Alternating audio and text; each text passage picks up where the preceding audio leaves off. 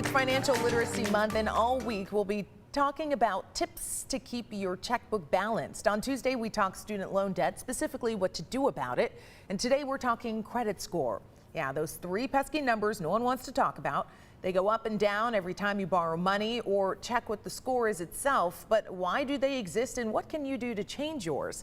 Texas Today's Barry Roy is live in studio this morning with those answers. Good morning to you, Barry. Yeah, good morning to Haisha. The only reason credit scores exist is to assist lenders, whether that's for a credit card or a mortgage, to distinguish whether or not someone is high risk or if they are low risk. Lorda Zuniga with the Financial Health Pathways in Austin says a credit score is so important, but also very underrated. She says many people, herself included some years ago, don't realize it's important to establish your identity, and it can and will impact everyone, some positively and some negatively.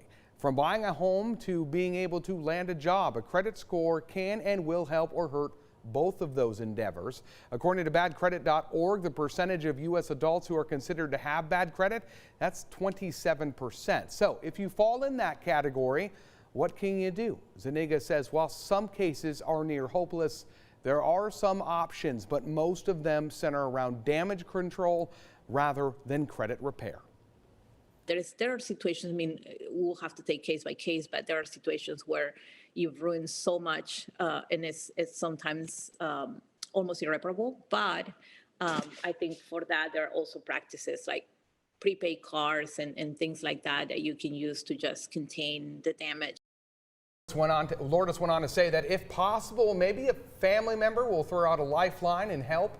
She says a financial advisor is a smart move as well if you need to dig your way out of credit score purgatory. Tahisha, I know it seems hopeless at times. I've been there myself. You talked earlier about you being there as well, but there is light at the end of the tunnel. In fact, we've got one piece of good news to get you started. The three largest credit bureaus are wiping away poor credit caused by late payments on medical bills that are less than $500. That should bump that score up for quite a few people. And I know it is medical bills that can sometimes cause those scores to plummet because it's not really something that you can prepare for, right? And how expensive they can be. Right.